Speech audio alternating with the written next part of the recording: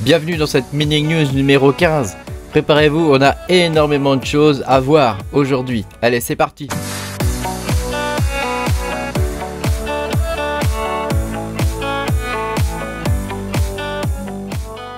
Bonjour les amis, bienvenue dans cette mini news numéro 15. Comme d'habitude, aujourd'hui, on va voir toutes les nouvelles du monde du minage depuis qui se sont passées cette semaine, depuis à peu près une semaine. Donc on va pouvoir commencer.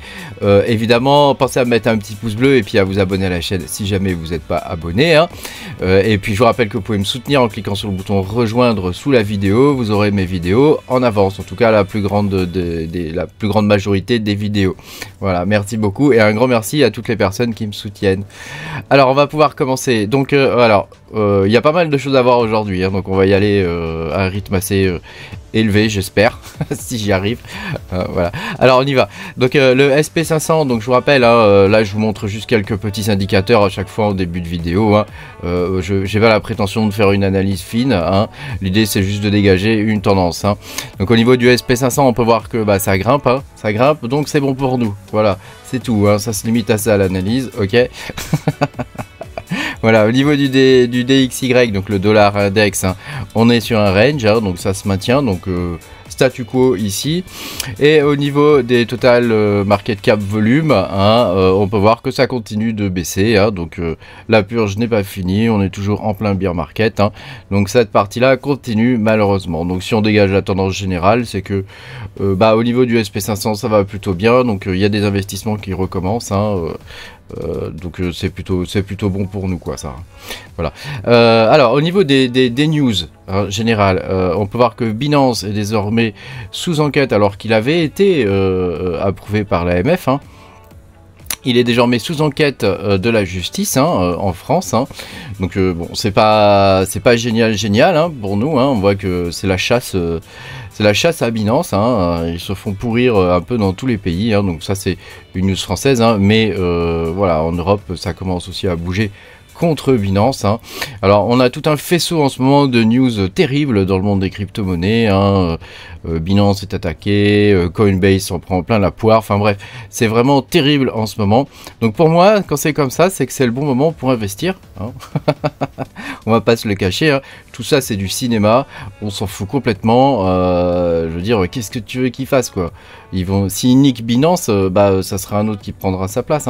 De toute façon, voilà, ça fonctionne comme ça. On a des échanges centralisés, il y en a un qui se fait défoncer, il y en a un autre qui prend sa place. Avant Binance, il y en avait un autre, et avant celui qu'il y avait, il y en avait encore un autre. Je veux dire, c'est pas une grande nouveauté Voilà, Coinex est forcé de quitter les États-Unis. Bon, on voit que les banques essaient de reprendre la main plus ou moins sur le marché des crypto-monnaies. Est-ce qu'ils vont réussir ou pas? On n'en sait rien. À la limite, on s'en fiche, nous on trade des cryptos, on mine des cryptos. Qu'on les achète ou qu'on les vende via des banques ou via des échanges centralisés, au final ça reste des entités centralisées, c'est plus ou moins la même chose. Est-ce que les banques sont plus surveillées que les exchanges centralisés? Franchement, je pense pas. De toute façon, ça magouille dans tous les sens, un peu partout. Donc au final, pour nous, c'est la même. Tout ça, c'est du cinéma. On n'en a rien à péter. D'ailleurs, le marché s'y trompe pas quand on regarde. Tu vois, le Caspa, il y a eu une jolie poussée. Et on a un W. Alors, il est pas parfait, le W. Mais on a un W qui est une figure chartiste de retournement de tendance. Donc on peut voir que là ça a baissé, là on a un retournement de tendance, donc évidemment il y a un petit retracement derrière, mais je pense que on va repartir à la hausse. Donc si je devais tracer le truc, ça trace plus. Bon. Enfin si je devais tracer le truc, tu vois, ça va repartir joyeusement, je pense. Après on n'est jamais sûr de rien. Mais si ce n'était que sur le Caspa, bon, on se dirait ok, il n'y a pas de reprise de tendance, mais c'est aussi sur le Radian, comme tu peux le voir ici. Alors là on suit bien la ligne qui monte, puis ça monte bien. Bon, c'est déjà arrivé, puis c'est reparti à la baisse plus bas, mais là c'est différent, je trouve. Au niveau du Nexa, c'est la même chose. Comme tu peux le voir, on est reparti sur un joli cône ascendant. Donc c'est plutôt pas mal. Évidemment, ça monte et puis ça retrace un peu, mais il faut espérer que ça continue de monter. Pour le Dinex, alors Le Dynex, lui, il est en phase croissante constante, hein, donc pour moi c'est un investissement qui est plutôt sûr, le Dynex. Alors évidemment, toutes mes vidéos ne sont pas des conseils d'investissement, hein, mais ce que je veux dire c'est que depuis que le Dynex existe, il ne fait que monter, hein, alors avec des hauts et des bas, etc. Mais la tendance générale, elle est à la hausse, hein, et vu le projet, on se doute bien pourquoi. Hein, voilà. Je voulais vous montrer aussi le XDAG, hein, c'est pareil. Au niveau du XDAG, tu vois, on est sur une tendance haussière depuis maintenant quelques bons mois. Hein, ça continue et ça continue de monter. Hein, donc le XDAG, pour rappel, c'est un peu comme le Kaspa, mais le mining du XDAG est encore plus décentralisé que le Kaspa. Il y a eu un petit flottement à un moment donné parce que la team a dû reprendre le projet, parce que le développeur s'était barré, ou il avait décidé d'arrêter de développer le projet, mais voilà, on voit que le projet a bien été repris et les investisseurs ne s'y trompent pas, hein. Donc moi je continue de miner du XDAG envers et contre tout, hein, parce que je pense que c'est un projet qui a de l'avenir. Au niveau du DERO, hein, pareil, c'est un coin en DAG, hein, c'est pas un coin type blockchain comme on a l'habitude de voir, hein. Comme voilà, on a le Kaspa, le DERO, le XDAG, hein, qui fonctionnent comme ça, hein. C'est pareil, hein, la tendance est haussière depuis un bon moment maintenant déjà, hein, depuis février 2021, hein, ça arrête pas de grimper, hein, ça monte, avec des grosses montées à 25 $ quand même, hein, pour ce coin, hein. C'est quand même pas mal, quoi, c'est quand même pas mal, hein. Alors, si on regarde les statistiques un petit peu de qu'est-ce qui se mine en ce moment, hein, on peut voir que le Kaspa est toujours en tête, hein, loin devant Ethereum classique désormais, hein, puisqu'il a 15% du mining, hein, donc c'est quand même un sacré tour de force, hein, qu'a fait le Kaspa, hein. Voilà, suivi de TC. Ensuite on a Nexa à 7% et DNX à 7%. Alors moi je voudrais quand même souligner le fait que Dynex atteint désormais la 3e place ex-aequo avec Nexa, et je pense que Dynex va la dépasser et va arriver en 3e place, voire en 2e place, hein, dans l'avenir, hein, voilà. Radiant se maintient, hein, toujours avec 5%, hein, donc c'est toujours intéressant de miner du Radiant, hein, c'est un coin qui rapporte, et le projet derrière est solide comme le Nexa, hein, ce sont des projets qui sont à peu près similaires, sauf que derrière Nexa il y a une entreprise, hein, celle qui est à l'origine de Bitcoin Cash, hein, Bitcoin Unlimited, et puis derrière Radiant c'est une communauté comme Kaspa, hein, c'est une communauté d'utilisateurs. Voilà, donc bon, après les autres coins, voilà, on peut noter quand même CFX, hein, qui est toujours à 2%, hein, c'est un coin chinois qui fonctionne lui aussi en DAG, hein. On voit que au niveau du Proof of Work, en ce moment il y a quand même une tendance forte, hein, vers les coins en intelligence artificielle et vers les coins en DAG, hein. Donc ça veut dire que le milieu du Proof of Work, hein, est toujours aussi dynamique. D'ailleurs on peut le voir au niveau des outils que nous on utilise, hein, il y a constamment des nouveautés, hein. On peut le voir que c'est un milieu qui est toujours dynamique, il est en train de se chercher, mais je pense qu'il a trouvé sa voie, et bah voilà, maintenant il n'y a plus qu'à miner et à attendre, hein. Miner les bons coins surtout, hein. Voilà, Kaspa, je voulais vous montrer ça d'ailleurs en parlant de bons coins, hein. On est à pourcentage miné de la total supply, c'est-à-dire la totalité des coins qui ont été minés, ça s'élève aujourd'hui à 66%, 66,666, que des 6. Voilà, comprendra qui voudra. On verra après derrière ce que ça peut donner le Kaspa avec l'arrivée des ASIC, hein. Pour rappel, dans ma dernière vidéo, hein, je vous montrais qu'il y avait déjà des gens qui ont reçu des ASIC et qui sont déjà sur le réseau en train de miner. Est-ce que c'est toujours intéressant de miner du Kaspa avec des GPU? Je ne pense pas. Mais voilà, vous pouvez continuer d'en miner pour vous faire des coins, hein, pourquoi pas, hein. Moi j'ai arrêté de miner du Kaspa. Je mine du Dynex principalement désormais. Mes cartes AMD sont à l'arrêt parce que j'ai pas trouvé de coins intéressants. D'ailleurs j'en ai vendu une hier, hein, et je suis en train de m'en débarrasser.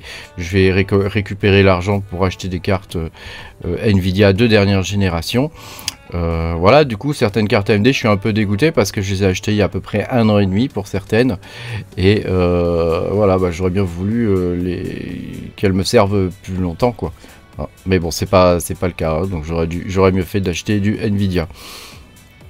Toujours en parlant de Kaspa, je voulais vous montrer ça, ça s'appelle Kaspool. Donc c'est la mise à disposition d'un code source qui permet de créer ses propres pools en Caspa. Donc on peut voir que les outils de gestion du Caspa pour la décentralisation commencent à se faire jour. Et tu vois, ça a été mis à jour. Il y a le dernier commit date d'il y a 5 jours. Donc c'est quand même pas mal. Donc vous voyez, on va pouvoir monter des pools de plus en plus facilement pour Caspa, donc ça c'est plutôt bon signe pour la décentralisation de ce coin. Et puis toujours pour Caspa, ils cherchent des traducteurs, donc voilà, et ils vont donner 1 million. Non, ils ont récupéré 37 000 Caspa à peu près pour les personnes qui vont traduire. Donc c'est plutôt pas mal. On voit que le projet s'internationalise de plus en plus. Donc voilà, le projet prend de plus en plus d'ampleur. Donc ça franchement c'est cool de voir un coin comme ça qu'on a découvert alors que personne le connaissait. À miner ça avec les CPU sur un vieux node bien pourri, le truc il arrêtait pas de planter. Quand tu vois où ils en sont maintenant, 1 an plus tard, ça fait quand même... ça fait bizarre. Ça fait bizarre. Comme quoi, faut y aller des fois, faut pas avoir peur. Faut pas avoir peur. Alors maintenant, le Nexa, il y a une nouvelle version du node wallet, Nexa, qui est sorti. Donc pour le coup, il y avait eu des soucis avec le Nexa, je vous en avais parlé dans ma dernière vidéo. Il y avait eu des soucis de retrait, et en particulier avec la gestion de l'UTXO chez MEXC. Où il y avait un différentiel qui était trop important, et pour le coup ils ont corrigé ça, ils ont sorti la dernière version du wallet qui est censée corriger tout ça. Donc je vous invite à le mettre à jour si vous l'avez pas fait. Moi je l'ai fait aujourd'hui. Voilà, autre bonne nouvelle au niveau du Dinex, on a une nouvelle version du wallet qui est sortie. Donc elle prend en charge beaucoup de choses, dont une phrase qui permet d'importer sa clé privée. Voilà, donc ça c'est vraiment bien. L'option pour rescan le wallet, bon après je vous laisse lire, mais voilà, c'est bon signe ça aussi. Donc en ce qui me concerne, c'est le wallet que j'utilise pour Dinex. J'ai tous mes Dinex là-dessus. Je n'utilise plus le web wallet parce qu'il a eu pas mal de problèmes, et en particulier il a été victime d'attaques à une certaine époque, des Distributed Denial of Service. J'espère que mon accent n'est pas trop pourri. Donc moi je vous invite à utiliser plutôt ce wallet là dans une VM bien sûr, et puis vous sauvegardez bien votre fichier wallet.dat. Donc là je vais devoir faire la mise à jour parce que je ne l'ai pas encore faite. Voilà, Dinex, ils invitent aussi, attends, c'est un petit peu gros là, voilà, ça va être mieux comme ça. Ils invitent aussi à augmenter la décentralisation de leurs coins, parce que quand on regarde ici, au niveau du Dinex, on voit quand même qu'il y a plus de 61% des mineurs qui sont sur Ekapool. Pour ma part, je suis sur Neuropool. Donc je vous invite vous aussi, si vous minez du Dinex, à participer à la décentralisation. Et comme on est français, et pourquoi pas aller sur la jjpool.fr, n'est-ce pas? Ça pourrait être pas mal. Voilà, et ça participerait à la décentralisation. Alors la jjpool, elle a eu quelques soucis à une époque, mais je pense que désormais elle doit commencer à bien tourner désormais. Voilà. Vous savez, en phase de lancement sur une pool complexe comme ça, c'est normal qu'il y ait des petits soucis, mais il ne faut pas se décourager. Essayons de soutenir les créateurs français et puis la communauté française. Voilà. Et puis dernière chose, je voulais vous montrer les nouveaux coins en ce moment. Donc il n'y a pas grand chose en termes de nouveaux coins. On est un peu sur notre fin. Voilà, on a moi j'avais miné le F Society, ensuite on a eu le Ars Agility, il est pas facile, j'aime pas le nom de ce coin, il n'est pas facile à dire. Puis là on a des coins en script, bon c'était plutôt pour les ASIC ça. Donc en ce moment il n'y a pas grand chose. Bon voilà, comme on dit, le calme avant la tempête. Ça serait pas mal une petite tempête au niveau du minage, là que je rallume une partie de mes rigs, là, surtout les AMD, parce que mes Nvidia sont en marche. Je vous fais voir vite fait ce que je mine. Enfin, je vous l'ai dit tout à l'heure, mais il y en a qui aiment bien voir quand même. Voilà, vous voyez, mes rigs Nvidia. Alors, j'ai 2 cartes qui sont down. J'ai reçu les ventilateurs, je vais les changer là. Ça fera l'objet d'une vidéo. Et puis voilà, donc et puis mes rigs AMD sont éteints. Là sur ce rig là j'ai enlevé toutes mes cartes, j'ai plus que le CPU qui mine. Donc tu peux le voir là, il mine. Évidemment, qu'est-ce que je mine à ton avis? Qu'est-ce que je mine? Du XDAG bien sûr, du XDAG. Puis évidemment à côté de ça je mine du BPX et du Chia, plus les smart nodes que j'ai de FSC, Airbase et compagnie. Voilà, ça fait quand même du boulot mine de rien de maintenir tout ça. Merci beaucoup d'avoir regardé cette vidéo. pense à mettre un petit pouce bleu et à t'abonner à la chaîne si tu n'es pas abonné. Et puis moi je te dis à bientôt pour de nouvelles aventures. Salut!